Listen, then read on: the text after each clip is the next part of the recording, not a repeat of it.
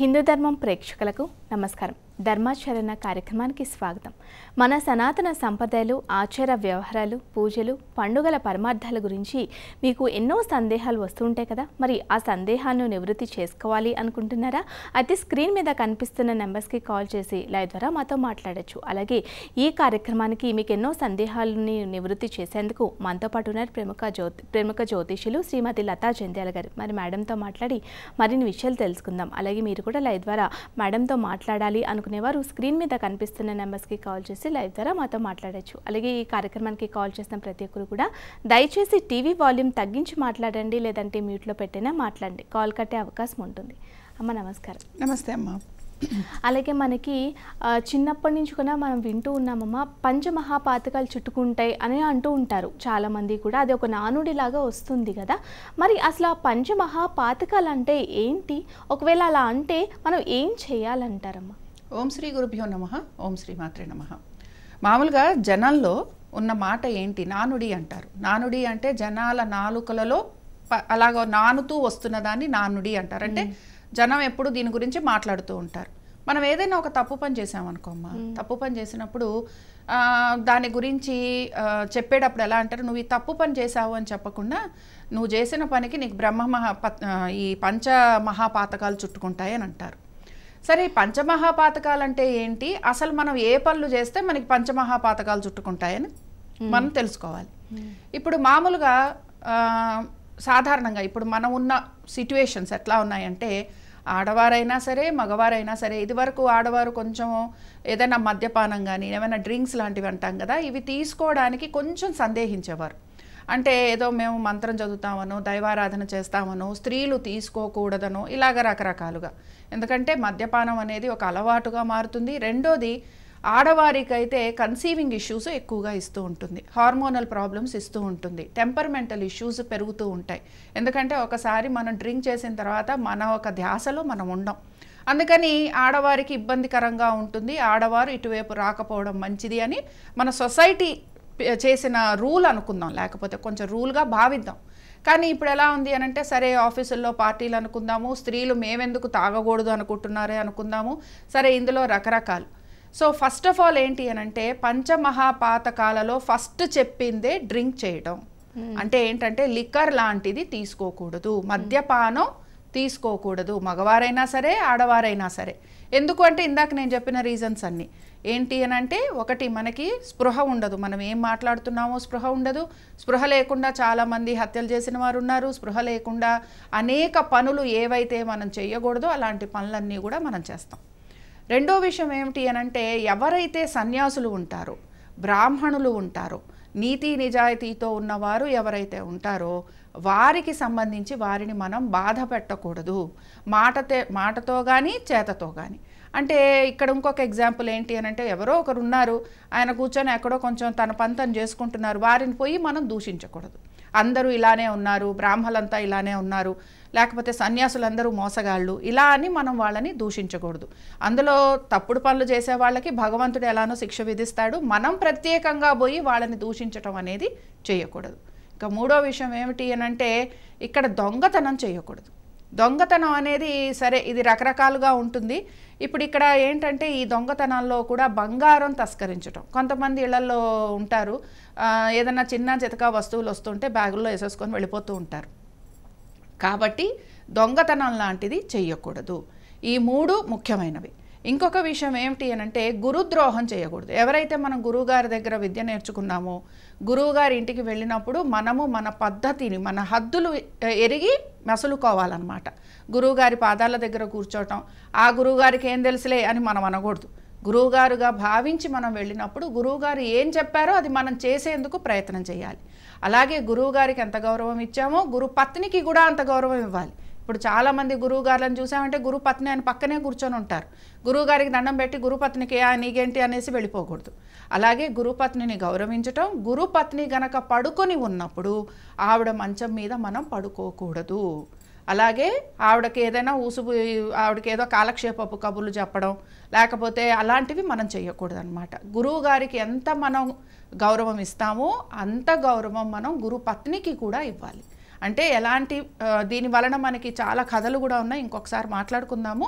కానీ గురుపత్నికి సంబంధించి లేదా గురుద్రోహం అనేది మనం చేయకూడదు. ఇంకా చివరిగా ఏంటంటే మనందరికీ తెలిసిందే, మనకేంటంటే ఎప్పుడు ఏమంటారు, మీ ఫ్రెండ్స్ని బట్టి నువ్వెవరో చెప్తాము అని అంటారు. అదే మనకి వేదాల్లో కానీ మనకి ఉన్న ధర్మశాస్త్రాలు ఏం చెప్పాయంటే సత్సాంగత్యం కావాలి. ఇక్కడ సాంగత్యం సరిగ్గా లేదనుకో, అంటే మనం ఎవరితో ఉంటామో వారితోటి మనకి సాంగత్యం అంటే ఫ్రెండ్షిప్ గనక మనము ఇలాంటి వాళ్ళతోటి చేసుకున్నామనుకో అది అన్నిటికంటే పెద్ద దోషం.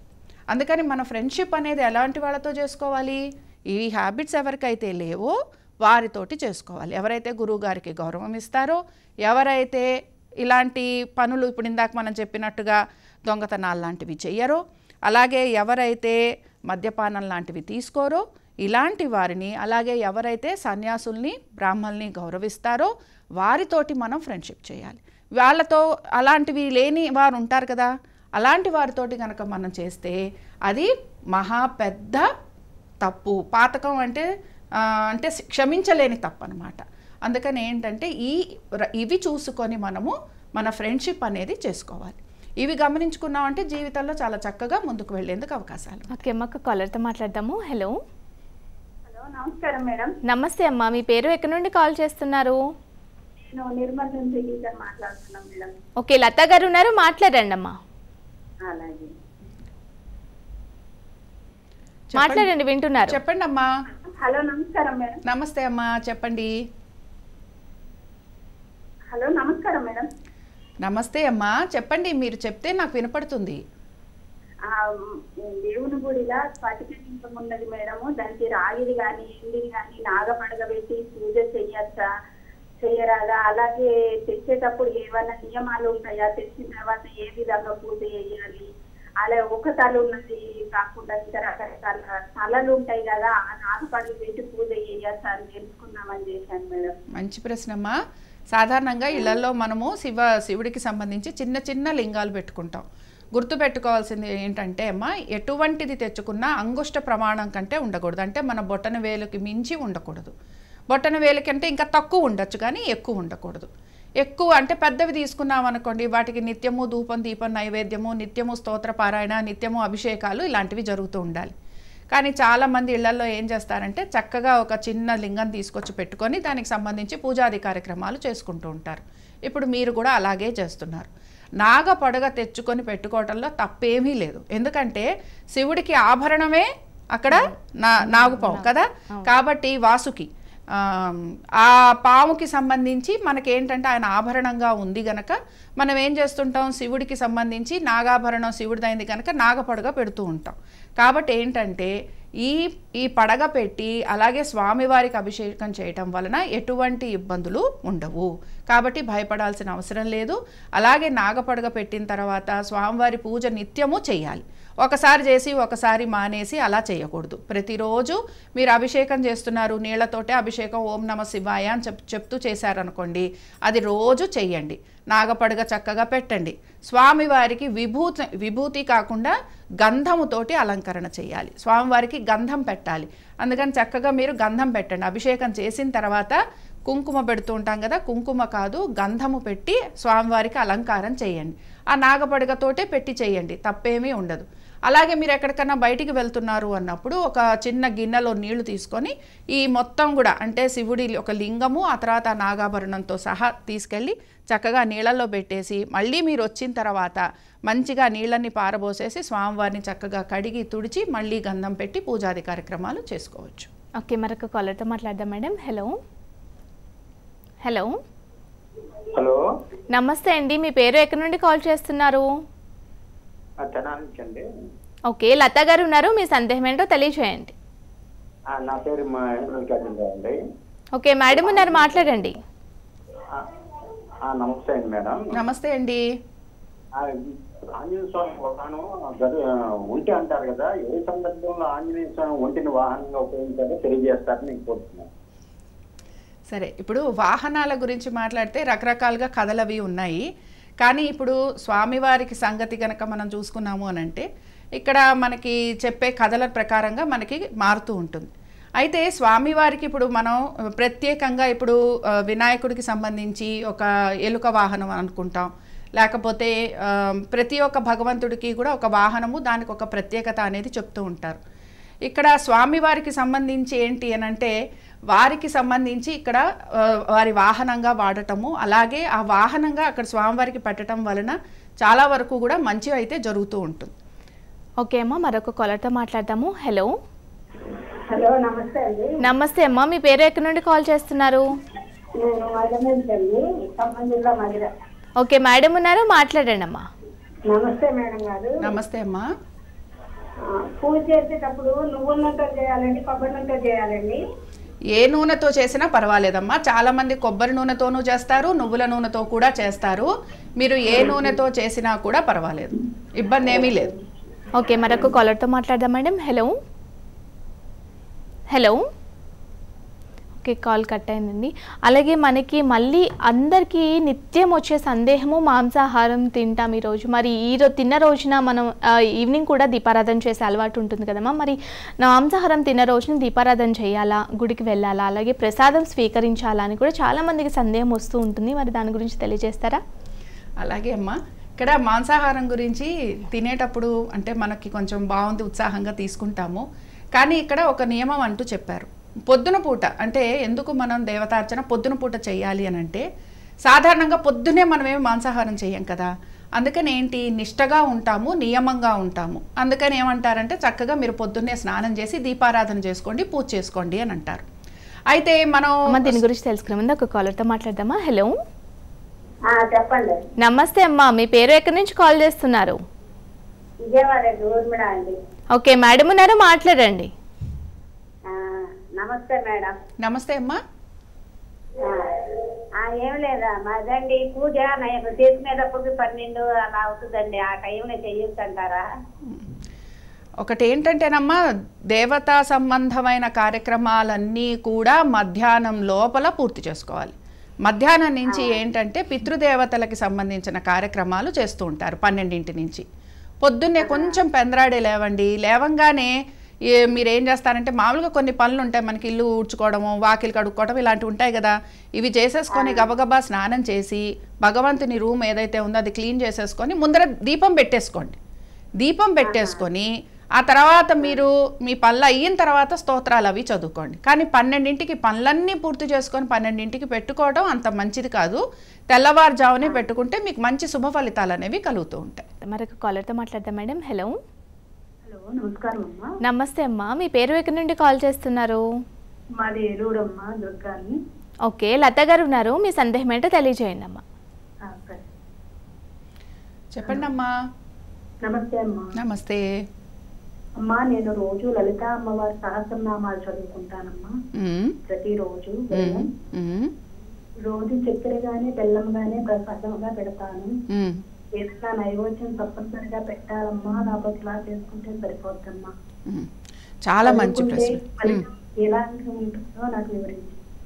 ఏంటమ్మా ఏమడిగారు? సరే పర్వాలేదు, చదువుకుంటున్నా, ఫలితం ఎలా ఉంటుంది ఏంటి అని చెప్పండి. సరే, ఇక్కడ లలిత చదవటం అనేది చాలా ఎంతో పుణ్యం చేసుకుంటే తప్ప రోజు సహస్రనామాలు అనేవి చదవమ్మా. అలాగే ప్రసాదానికి వచ్చేటప్పటికి బెల్లానికి ఎటువంటి దోషము లేదనమాట. అందుకని ఏంటంటే మామూలుగా ఇప్పుడు ఏదైనా ఒక ఆహారం పెట్టామనుకోండి, ఒక నైవేద్యం చేసి పెట్టామనుకోండి, ఆ నైవేద్యము మళ్ళీ మర్నాటికి మనకి పాడైపోతుంది. అలాగే ఆ నైవేద్యానికి సంబంధించి ఇంకా అక్కడితోటే అనమాట. కానీ బెల్లాన్ని దగ్గరకు వచ్చేటప్పటికి ఇది మనకి ఎటువంటి దోషము లేనిది. అందుకనే మనము వినాయకుడికి కూడా బెల్లం నైవేద్యం పెడుతూ ఉంటాం. అందుకని బెల్లం నైవేద్యం పెట్టండి అమ్మా. చక్కెర కంటే కూడా ఇక్కడ మనకి పటిక బెల్లం దొరుకుతూ ఉంటుంది కదా, పటిక బెల్లం పెట్టచ్చు. అయితే ఫస్ట్ పెట్టేది బెల్లం. బెల్లం వలన ఏంటి అని అంటే ఇందాక నేను చెప్పినట్టుగా అసలు ఎక్కడా కూడా ప్రసాదాలకి సంబంధించి బెల్లంకి ఎటువంటి దోషము లేదు, దోషరహితమైనదనమాట. సరే, ఇంకా మామూలుగా ఎందుకు మనం ఒక చోట కూర్చొని చదువుకోవాలి, ఎందుకు మనం పనులు చేసుకుంటూ చదువుకోకూడదు? ఇప్పుడు ఒక చోట కూర్చొని చదువుకున్నప్పుడు అమ్మవారి చిత్రపటం కానీ లేకపోతే ఏదైనా సరే ఒక పుస్తకం చూస్తూ చదువుతున్నప్పుడు మన ధ్యాస అంతా కూడా అమ్మవారి మీద మనం కేంద్రీకరించి ఉంటాం. అంతే కదా. అమ్మవారి బొమ్మ చూస్తూ ఉంటాం, మనకు తెలిసిన స్తోత్రాలు అమ్మవారిని చూస్తూ చదువుతూ ఉంటాం. అప్పుడు ఏమవుతుంది, మన ఇంద్రియాలు ఏవైతే ఉన్నాయో అంటే మన కళ్ళు కానీ, ముక్కు కానీ, శ్వాస కానీ, నోరు కానీ, ఇవన్నీ కూడా అమ్మవారి వైపుగా మనము శ్రద్ధగా పెట్టి చదవటం, కేంద్రీకరించామన్నమాట, ఫోకస్ చేసాం. దాన్నే మనం ఒక రకంగా మెడిటేషన్ అని కూడా అంటూ ఉంటాం. సరే, ఇందులో రకరకాల పద్ధతులు ఉన్నాయి, అది తర్వాత సంగతి. కాబట్టి ఇప్పుడు ఇక్కడ ఏంటంటే, ఎప్పుడైతే చిత్రపటం చూస్తూ మనం మొదలు పెడతామో ఆటోమేటిక్గా మన మనసు, మన ఇంద్రియాలు ఇవన్నీ కూడా అమ్మవారి వైపుగా మరల్చడానికి మనకు అవకాశం ఉంటుంది. అదే మనకి స్తోత్రాలు వచ్చు, తిరుగుతూ చదువుకుంటున్నాం, పని చేసుకుంటూ చదువుకుంటున్నాం, తప్పేమీ లేదు. కానీ ధ్యాస అంతా దేని మీద ఉంటుంది, సగం పని మీద ఉంటుంది. అందుకని మనం అమ్మవారి వైపు దృష్టి సారించడానికి కుదరదు. నైవేద్యం నేను ఓన్లీ ఇదే పెడుతున్నాను, అమ్మవారు ఏమైనా ఫీల్ అవుతుందా అంటే భక్తి ప్రధానం. అలాగే మెయిన్గా ఏంటంటే భక్తితో పాటుగా భగవంతుని మీద నమ్మకం. ఆ నమ్మకం ఉండబట్టే కదా మన సహస్రనామాలు చదువుతున్నాం. అలాగే చక్కగా బెల్లం ముక్క పెట్టండి అమ్మ, అది రోజు ప్రసాదంగా కూడా మీరు స్వీకరించండి. దాన్ని అలాగే పక్కన పెట్టేయొద్దు. చిన్న ముక్క అయినా సరే, చాలామంది ఇళ్లలో అయ్యో మేము ఎంత ముక్కే పెడుతున్నాం అంటారు, అంటే తినకూడని వాళ్ళు ఉంటారు, ఏదైనా ప్రాబ్లం ఉన్న వాళ్ళు ఉంటారు. అలాంటి వారు కూడా బెల్లం పెట్టచ్చు. ఇంకా సపోజ్ మేము బెల్లం పెట్టలేము, మేము చక్కెర పెట్టము అని అన్నవాళ్ళు ఎవరైతే ఉంటారో వారు పండు నైవేద్యంగా పెట్టచ్చు. భగవంతుడు అన్నాడు, ఏమన్నాడు, నువ్వు ఫలం పెట్టినా, పుష్పం పెట్టినా, నీరు ఇచ్చినా, అలాగే పత్రి అంటే మనకి ఆకు పెట్టినా కూడా నేను స్వీకరిస్తాను అన్నాడు కదా అని చెప్పి మనం ఇవి పెట్టకూడదు కదా. ఎందుకంటే భగవంతుడిని మనలాగానే అనుకుంటున్నాం. అంటే భగవంతుడు అంటే అమ్మవారు అక్కడికి వచ్చి కూర్చుంది అని భావిస్తూ సహస్రనామాలు చదువుతున్నాం. అందుకని అమ్మవారు అక్కడ కూర్చున్నప్పుడు అమ్మవారు ఏది తింటుందో మనం ఏం తింటామో అదే అమ్మవారికి పెట్టాలి. అందుకని మీరు బెల్లం నైవేద్యం పెట్టచ్చు. అలాగే చక్కెర కాకుండా పటిక బెల్లం పెట్టేందుకు ప్రయత్నం చేయండి. ఓకే, మరొక కాలర్తో మాట్లాడదాం మేడం. హలో, హలో, నమస్తే అమ్మా, మీ పేరు ఎక్కడి నుండి కాల్ చేస్తున్నారు? ఓకే, లత గారు ఉన్నారు, మీ సందేహం ఏంటో తెలియచేయండి అమ్మా. నమస్తే మేడం. నమస్తే అమ్మా. అదే పుట్టింటి నుంచి ఆడపిల్ల వెళ్ళేటప్పుడు పాలు పెరుగు ఇవ్వకూడదు అంటారు కదండి, అంటే ఆడపిల్లకే ఇవ్వకూడదా లేకపోతే మనం వేరే వాళ్ళకి కూడా అది ఇవ్వకూడదా అనండి సందేశం అండి. సరే, మంచి ప్రశ్న అడిగారమ్మా. పాలు పెరుగు అలాగే ఇంటికి సంబంధించిన ఆడపిల్ల అంటే ఆడపడుచు వీళ్ళందరూ కూడా లక్ష్మీప్రదం కదా, ఆ ఉద్దేశంతో అని ఉంటారు. ఇప్పుడు ఇంకొక విషయం ఏంటంటే పాలు కానీ పెరుగు కానీ ఇవన్నీ తొణికిపోయేవే. అంటే ఏంటి, మన ఊరికి ఒక ఊరి నుంచి ఇంకో ఊరికి తీసుకెళ్తున్నప్పుడు ఇవన్నీ కూడా ఈ కుదుపులకో ఇంకొక రీజన్కో అవన్నీ కూడా మనకి పొర్లిపోతుంటాయి, లేకపోతే పడిపోతుంటాయి కదా. అందుకని ఏంటంటే అది కూడా ఒక రీజన్గా మనకి ఇలాగ చెప్తూ ఉంటారు. అయితే ఏంటంటేనమ్మా, పాలు పెరుగు పక్కనే ఉంటాం, ఎప్పుడప్పుడు ఆడపిల్లలు అమ్మగారి ఇంటి పక్కనే ఉంటారు, అలాంటప్పుడు తీసుకెళ్లటంలో ఎటువంటి ఇబ్బంది లేదు. పాలు పెరుగు నలుగురికి పంచమనే చెప్తారు. మీరు గనక చూస్తే ఇప్పుడు పాల వ్యాపారం చేసేవాళ్ళు కూడా కొంత పాలు ఎవరికైనా ఇస్తూ ఉంటారు, ఫ్రీగా ఇస్తారు. అలాగే పెరుగు వ్యాపారం చేసేవారు కూడా కొంత పెరుగు ఫ్రీగా ఇస్తారు. ఎందుకంటే లక్ష్మీప్రదం, లక్ష్మీ అమ్మవారు వీటిల్లో కొలువై ఉంటుంది అని మనం భావిస్తూ ఉంటాం కనుక. అందుకని లక్ష్మీదేవికేగా మనం ఇచ్చి ఇవన్నీ పంపిస్తోంది కాబట్టి భయపడాల్సిన అవసరం లేదు. అలాగే ఆడపడుచుకే కాదు ఇంకెవ్వరికీ ఇవ్వకూడదన్న శాస్త్రం ఎక్కడా లేదమ్మా. మన దగ్గర ఎంత మంచి ఆవులు ఉన్నాయో వాటితో వచ్చే సంపద ఏదైతే ఉందో ఇది నలుగురికి పంచాల్సింది. అందుకని ఏంటంటే గో సంపద లేకపోతే గో ద్వారా వచ్చేవి ఇవన్నీ కూడా అంతే కదా. నెయ్యి, పెరుగు, పాలు, అలాగే వెన్న ఇవన్నీ ఎలా వస్తున్నాయి, ఆవుల నుంచి గోవుల నుంచి వస్తున్నాయి. అందుకని ఇవి మనతో పాటు మన చుట్టుపక్కల వాళ్ళకు కూడా చక్కగా పంచుకోవచ్చు, ఎటువంటి ఇబ్బంది ఉండదు, ఇంకా మంచే జరుగుతుంది కానీ చెడైతే జరగదు. ఓకే అమ్మ, మరొక కాలర్తో మాట్లాడదాము. హలో, హలో, నమస్తే అండి, మీ పేరు ఎక్కడి నుండి మాట్లాడుతున్నారు? నేను నాగరాజ్ బెంగళూరు నుంచి మాట్లాడతానండి. ఓకే, లత గారు ఉన్నారు, మీ సందేహం ఏంటో తెలియజేయండి. నమస్తే అండి. నమస్తే మేడం, చెప్పండి. నాది ఒక సందేహం ఉంది. కొందరు చెప్తారు శివ సహస్రం పఠించిన తర్వాత విష్ణు సహస్రం పఠించిన స్తోత్రం ఉంటారు, అది ఏమి సందేహం ఉంది, ఏం చేస్తారు? అంటే మీరు అడుగుతున్నది ఏంటంటే శివ సహస్రనామాలు చదివిన తర్వాత విష్ణు సహస్రనామాలు కూడా చదవాలి అని అంటున్నారు అని చాలా మంది అంటూ ఉంటారు అని అంటున్నారు. శివకేశవులకి అభేదం లేదు, ఇద్దరు వేరు వేరు కాదు, ఇద్దరు ఒకటే. ఆ ఉద్దేశంతో చాలామంది ఏమంటూ ఉంటారంటే శివ సహస్రనామాలు చదివిన తర్వాత విష్ణు సహస్రనామాలు చదవండి అని అంటుంటారు. కొన్ని చోట్ల మనకు ఎలా ఉంటుందంటే నాకు శివుడు అంటే చాలా ప్రీతండి అంటాం అని ఏం చేస్తాము, ఓన్లీ శివపారాయణం చేస్తూ ఉంటాం, శివ అష్టోత్తరం కానీ సహస్రనామాలు కానీ ఇలా చదువుతాం. ఇంకొంతమంది అంటారు నాకు విష్ణువు అంటే చాలా ప్రియమండి అంటారు, వాళ్ళు విష్ణు సహస్రనామాలు విష్ణు అర్చన ఇవి చేస్తూ ఉంటారు. ఇంకొంతమంది అమ్మవారంటే ప్రియమండి అంటారు. అయితే ఇక్కడ ఏంటంటేనండి అమ్మవారికి సంబంధించిన సహస్రనామాలు స్తోత్రాలు చదువుతాం, బట్ ఇక్కడ భయం అనేది ఉండకూడదు. ఇప్పుడు ఏదైనా తప్పు పని చేస్తే భయపడాలి కానీ స్వామివారి సహస్రనామాలు శివుడివి చదివిన తర్వాత విష్ణువి చదవకపోతే ఏదైనా అయిపోతుందేమో అని భయపడాల్సిన అవసరం అయితే లేదు. అందుకని శివుడికి సంబంధించిన స్తోత్రాలు చదివిన తర్వాత మీ మనసు, ఇక్కడ మనసు ప్రధానం గనక మీకు ఓపిక ఉండి సమయం ఉండి మనసు కూడా దాని పేపు మీరు దృష్టి పెట్టగలరు అని అనుకుంటే అప్పుడు విష్ణు సహస్రనామాలు చదవండి. చదవకపోతే దోషం అయితే ఏమీ లేదు. ఇక్కడ చెప్పడానికి కారణం ఏంటంటే శివుడు అలాగే కేశవుడు అంటే శివుడు అలాగే విష్ణువు వీళ్ళెవరూ కూడా వేరు వేరు కాదు, వీళ్ళిద్దరూ ఒకటే. ఆ ఇద్దరు ఒకటే కనుక రెండిటికి కలిపి చదవండి అని చెప్తున్నారు, అంతకుమించి ఏం లేదు. ఓకే, మరొక కాలర్తో మాట్లాడదామమ్మా. హలో హలో నమస్తే అండి, మీ పేరు ఎక్కడి నుండి మాట్లాడుతున్నారు? వెంకట మహాలక్ష్మి. ఓకే మేడం ఉన్నారు, మాట్లాడండి అమ్మా. మేడం మనకు మాకు పురుడు వచ్చినప్పుడు మేము లైవ్ లో శ్రీవారి కళ్యాణోత్సవాలు వస్తుంటాయి కదా, వాటి సంకల్పాలు చెప్పేటప్పుడు మీ గోత్రాలు చెప్పుకోండి అని అంటుంటారు కదా, మీ సంకల్పం మీ గోత్రం చెప్పుకోండి మీ కోరిక అంటుంటారు కదా. మేము పురుడులో ఉన్నప్పుడు మా గోత్రము సంకల్పం పేరు టీవీలు చెప్పుకోవచ్చా మనము? సరే, చెప్పుకోకూడదా? అదొకటి గంగాజలం ఇంట్లో ఉంది, అది ఆవు పంచం తెలిస్తే పవిత్రం అయిపోద్ది కదా, గంగాజలానికి ఇబ్బంది లేదు కదా. సరే, రెండు విషయాలు. గంగాజలం ఇంట్లో ఉంది గనక ఆవు పంచకం లేకపోయినా మనం చల్లుకోవచ్చు. గంగ పవిత్రురాలు కదా. అసలు మనం మామూలుగా పూజాది కార్యక్రమాలు చేసుకుంటున్నప్పుడు కూడా నీళ్ళంలో మనం ఏమంటాం, గంగే చేయమునే చేవ అని చెప్పి ఆ నీరుని శుద్ధపరచుకొని ఆ తర్వాత మనం పూజ కోసం వాటి కోసం వాడుకుంటాం. అంటే నదులన్నిటినీ కూడా ఆ గ్లాసు నీళ్ళల్లోకి మనం ఒక రకంగా ఆవాహన చేసినట్టే.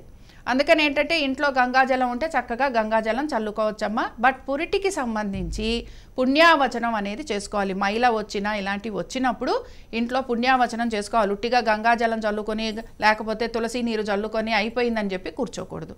ఇవి చల్లుకున్నా సరే ముందర సరే ఆ కార్యక్రమం అయిపోయింది, నేను ఈ నీళ్లు చల్లుకున్నాను, కానీ తర్వాత మాత్రం ఇంటికి సంబంధించి పుణ్యావచనం అనేది ఉంటుంది, అది కంపల్సరీగా చేయించుకోండి. ఇంకొకటి ఇప్పుడు వారు అడిగింది ఏంటి అని అంటే దీంతో పాటు ఇప్పుడు మామూలుగా మనం ఎక్కడైనా అంటే మనం సామూహికంగా ఏదైనా ఒక కళ్యాణంలో పాలు పంచుకున్నాం, ఆ సమయంలో మనకి ఏంటంటే సరే మైల వచ్చింది. అలాంటప్పుడు ఏంటంటేనమ్మా గోత్రనామాలు సంకల్పంలో మనం చెప్పుకోకూడదు. అయితే ఆల్రెడీ మనం డబ్బులు కట్టేసాం, వారికి తెలియదు, మీరు తెలియపరచగలిగితే చాలా ఉత్తమం. తెలియపరచలేకపోయారనుకుంటారో అప్పుడు దానికి సంబంధించి ఒక దండం పెట్టి కూర్చోవడమే. అంటే అక్కడ మీరు కావాలని చేయలేదుగా. ఇప్పుడు పురుడు కానీ మైల కానీ ఇలాంటివన్నీ మనం ప్లాన్ చేస్తే రావు కదా, వాటి కొంచెం ముందు వెనక ఏవో ఒకటి ఉంటాయి. అందుకని మీరు గనక ఈ కార్యక్రమాల్లో ముందరే డబ్బులు కట్టేశారు, ముందరే డబ్బులు కట్టేస్తే అది మీరు ముందరే వాళ్ళకి తెలియబరిస్తే మాకు ఇట్లా పురుడు వచ్చిందనో మైలు వచ్చిందనో చెప్తే వారు మీ పేరు మీ గోత్రనామాలు చదవరు. అదే సపోజ్ మీకు వాళ్ళు దొరకలేదు అని అంటే కనుక ఇంకా భగవంతుడికి దండం పెట్టుకొని నా పరంగా నేను చెప్పే ప్రయత్నం చేశాను, దొరకలేదు మాకు వాళ్ళు అందుబాటులో లేరు అని అనుకోవటం. ఇంకోటి అప్పుడప్పుడు మనం టీవీలు చూస్తూ ఉంటాం, టీవీలు చూస్తున్నప్పుడు వాళ్ళు మీ గోత్రనామాలు చదువుకోండి అని అంటారు. అదేంటంటేనమ్మా టీవీ నుంచి చూసి మీరు గోత్రనామాలు చదివితే దానికి ఎటువంటి ఫలితము ఉండదు. అందుకని దీని గురించి అయితే మీరు భయపడక్కర్లేదు. ఓకే, మరొక కాలర్తో మాట్లాడదామమ్మా. హలో హలో హలో నమస్తే అండి, మీ పేరు ఎక్కడి నుండి మాట్లాడుతున్నారు? శుభోదయం అండి, జై శ్రీరామ్. చెప్పండి, మేడం ఉన్నారు, మీ సందేహం ఏంటో తెలియచేయండి. అమ్మా నమస్కారం అమ్మా. నమస్తే అండి పవన్ కుమార్ గారు, నమస్తే. మేము విజయనగరం జిల్లా నుండి మాట్లాడుతున్నాం. చెప్పండి పవన్ కుమార్ గారు. ఏం లేదండి, ఇప్పుడు చాలా మంది పుణ్యక్షేత్రాలు వెళ్తూ ఉంటారు కదా. అవును. అక్కడ స్త్రీలు ఇప్పుడు కేశాలు తీసేస్తూ ఉంటారు. అది యాక్చువల్లీ ధర్మపత్నిగా ఉండే వ్యక్తులు తీయడం అనేది అనర్థం అని చెప్పేసి నేను విన్నాను. ఎంతవరకు కేశాలు తొలగించడం గురించి మాట్లాడుతున్నారు. అసలు మామూలుగా స్త్రీలకు ఎక్కడా కూడా కేశాలు తొలగించమని ఎక్కడా చెప్పలేదమ్మా, అన్లెస్ అండ్ అంటిల్ వారికి ఏమైనా మొక్కులు ఉంటే తప్ప. మామూలుగా అయితే స్త్రీలు కేశాలు తొలగించకూడదు. సరే, ఇందులో మొక్కు ఏమిటి అని అంటే అది కూడా పూర్తిగా తొలగించకుండా మాకు కొంచెం ఇప్పుడు మనం తిరుపతి లాంటి చోటుకి వెళ్ళినప్పుడు చాలామంది స్త్రీలు అక్కడ ఇస్తూ ఉంటారు. కాబట్టి 3 కత్తెరలు అంటారు కదా, అలాగా మనం ఇవ్వచ్చు అనమాట.